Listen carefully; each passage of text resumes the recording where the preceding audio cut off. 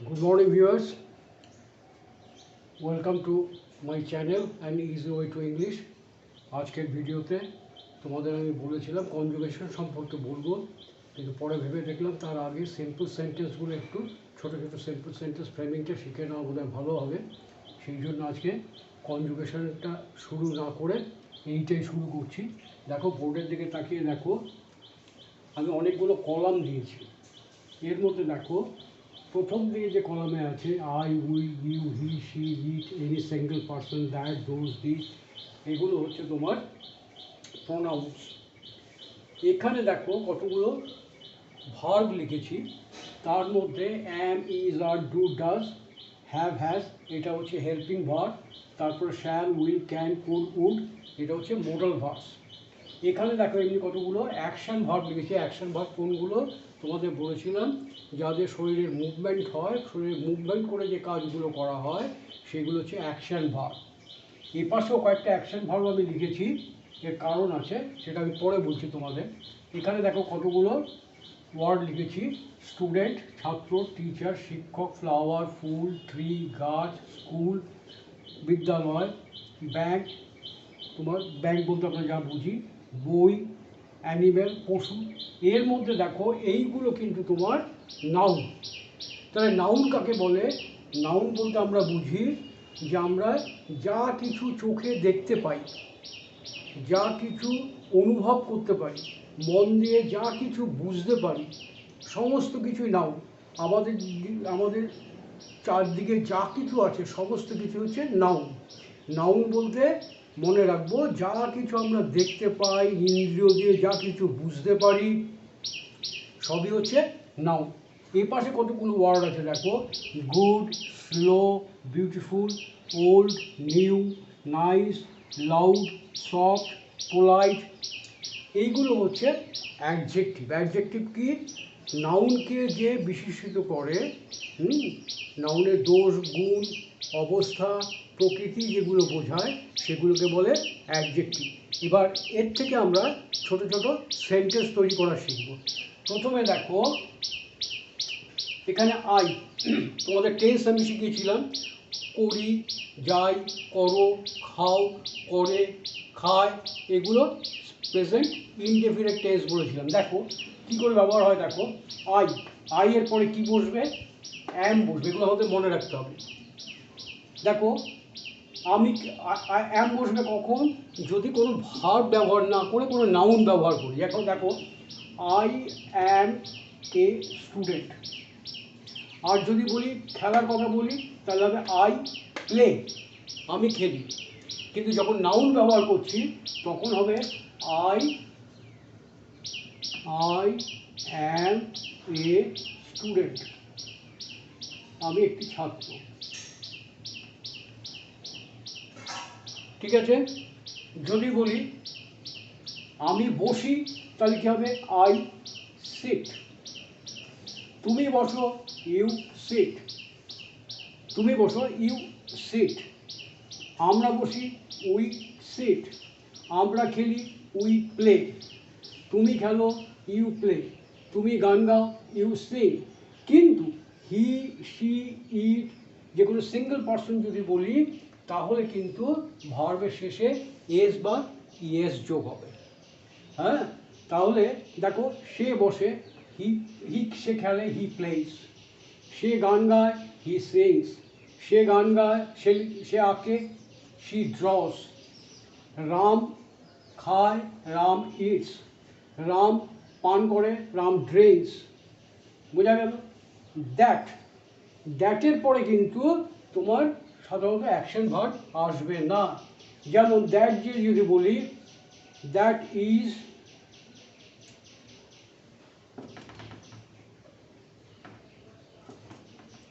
That দিয়ে বলছি, that is a book. That is a book. এবার একটা কথা মনে রাখতে হবে, আমরা ছোট সেন্টেন্সে যখন কোনো নাউন ব্যবহার করছি তার আগে একটা আর্টিকেল বসাতে হয়। এ অ্যান্ড ডি, এই তিনটে হচ্ছে আর্টিকেল। A and D. এই আর্টিকেলগুলোর মধ্যে এ এবং অ্যান্ড, এটাকে বলা হয় ইনডেফিনাইট আর্টিকেল। অর্থাৎ কাউকে নির্দিষ্ট করে কিছু বলা হচ্ছে না। কিন্তু দি বললে পরে কাউকে নির্দিষ্ট করেই বলা হয়। আমরা যখন কোনো নাউন কোনো সেন্টেন্সের মধ্যে বা কোনো প্যাসেজের মধ্যে যখন কোনো নাউন প্রথমবার ব্যবহার করব, তার আগে একটা আর্টিকেল এ অথবা অ্যান বসাতে হবে। এ বসাবো কখন? একজন বোঝালে। একজনকে যদি কোনো একজন নাউনকে প্রথমবারের মধ্যে মতো ব্যবহার করি বা বোঝাতে চাই, তখন এ বা অ্যান বসাতে হয়। এ বসবে কোনগুলো? যে নাউনগুলো তোমার কনসোনেন্ট দিয়ে শুরু হয়েছে, যেমন স্টুডেন্টের আগে এ হবে, টিচার টি দিয়ে শুরু হয়েছে, এটা এ বসবে। এফ দিয়ে শুরু হয়েছে কনসোনেন্ট, সেটা আমার সবগুলো। কিন্তু অ্যানিমেল যদি বলো, দেখো এটা ভাওয়েল দিয়ে শুরু হয়েছে, ভাওয়েল দিয়ে শুরু হলে তার আগে অ্যান বসবে। ভাওয়েল কী কী? A, E, I, O, U. এটা হচ্ছে সাধারণ নিয়ম যে ভাওয়েলের আগে অ্যান বসাতে হবে। এর মধ্যে কিছু তফাৎ আছে, এটা পরে তোমাদের বলবো আমি। তাহলে দেখো, দ্যাট ইজ এ বুক, ওই একটা বই। তারপর দেখো, এইটা একটা বই, তাহলে দ্যাটের জায়গায় কী হবে? This is a book.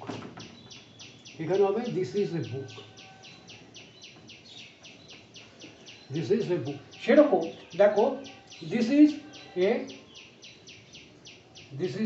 Flower, this is a tree, this is a school, this is a bank, this is an animal. যদি বলি অ্যানিমাল বলি, তাহলে হয়ে যাবে an animal, this is an animal. বোঝা গেল? সেরকম দেখো, দোজ দিয়ে বলো, দোজ আর স্টুডেন্টস, তারা ছাত্র, দোজ আর স্টুডেন্টস। দোজ মানে তারা, those are students, those are students. এবার খেয়াল করে দেখো, দোজের পরে আর বসেছে। দোজ মানে একাধিক, একের বেশি হলে তোমার বি ভার্বের প্লুরাল ফর্ম আরটা বসবে। দোজ বলেছি একের বেশি, সেই জন্য স্টুডেন্টস হয়েছে। আবার আর বলেছি, সেই জন্য স্টুডেন্টস হয়েছে। সুতরাং এইখানে যখন আমাদের বি ভার্বের প্লুরাল ফর্ম ওয়্যার বা আর বসবে, তখন সবসময় মনে রাখতে হবে যে নাউনের পরে এস বা ইএস যোগ হবে। বোঝা গেল? এইবার দেখো, আমরা এই যে কথাগুলো, ওরা কি ছাত্র, ওরা কি ছাত্র জিজ্ঞাসা করছি। যখনই আমরা কোনো প্রশ্ন তৈরি করব, কোনো প্রশ্ন করব কাউকে, তখনই মনে রাখতে হবে যে সেই সেন্টেন্সটার আগে অক্সিলারি ভার্ব চলে আসবে। সবার প্রথমে অক্সিলারি, এখানে দেখো এই দোজ বলতে সাবজেক্ট, তারপরে ভার্ব বসেছে, অক্সিলারি ভার্ব। কিন্তু এটা যদি জিজ্ঞাসা করা হয়, তাহলে এই অক্সিলারি ভার্বটা আগে চলে আসবে। কিন্তু কিছু কিছু জায়গা আছে যেখানে অক্সিলারি ভার্ব নেই, এটা নাউন বলেছে থেকে অক্সিলারি ভার্ব আছে। কিন্তু যদি বলতাম আই প্লে, আমি খেলি, এখানে কোনো অক্সিলারি ভার্ব নেই। তাহলে প্রশ্ন করার সময় আমরা কী করেছি? অক্সিলারি ভার্ব আগে চলে আসবে। তাহলে এইটা যদি আমি প্রশ্ন করতে চাই, দোজ আর স্টুডেন্ট, ওরা কি ছাত্র, তাহলে এই আটটা আগে চলে আসবে।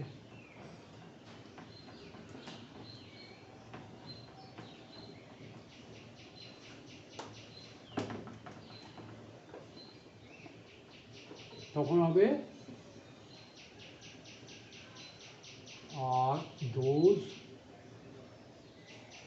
আর দোজ স্টুডেন্টস। এইবার দেখো, যদি বলি আই প্লে, আমি খেলি, আমি কি খেলি, এখানে কোনো অক্সিলারি ভার্ব নেই। তাহলে সেখানে কি হবে? সেখানে অক্সিলারি ভার্বের বদলে তিনটে জিনিস আসবে। ডু আসতে পারে, ডিড আসতে পারে, ডাজ আসতে পারে। কখন ডু আসবে, কখন ডিড আসবে, কখন ডাজ আসবে? যদি একজন হয় আর প্রেজেন্ট টেন্স হয়, তাহলে ডু আগে আসবে। সেখানে হবে do I play,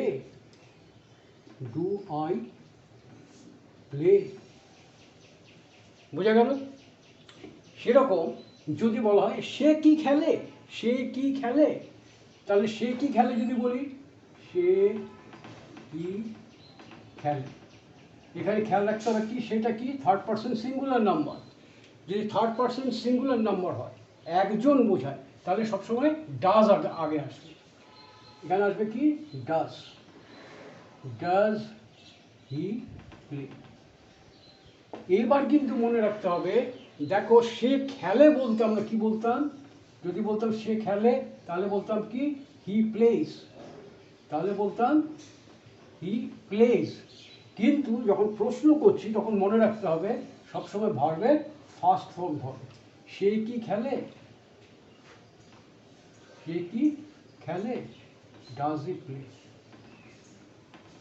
does he play, একটা প্রশ্নবোধক চিহ্ন দিতে হবে, does he play.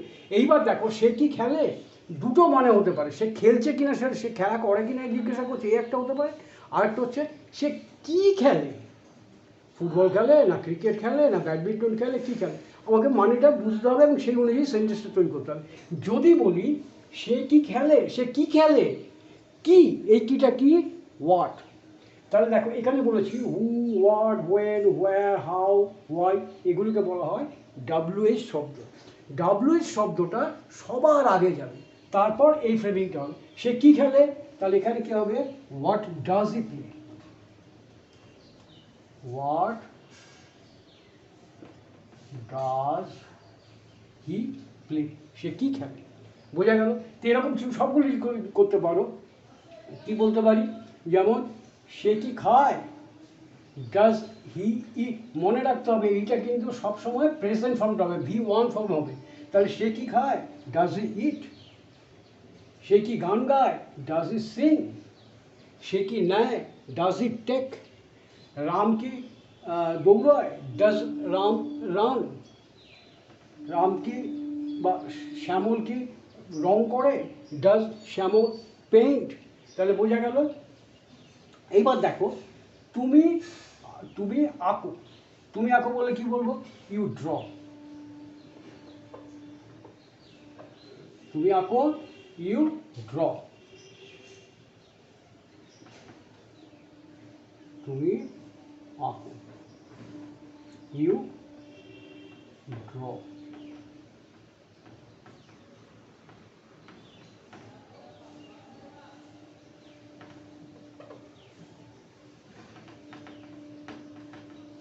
You draw. কিন্তু তুমি আঁকো, ইউ ড্র। কিন্তু যদি বলি রাম আঁকে,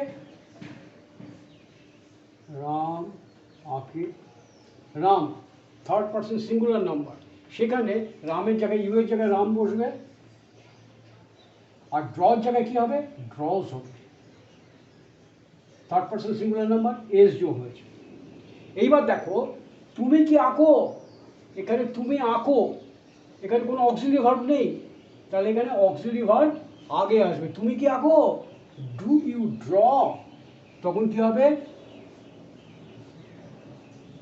তুমি কি আঁকো, প্রশ্ন করছি, তুমি কি আঁকো, তাহলে এখানে কি হবে, ডু ইউ ড্র।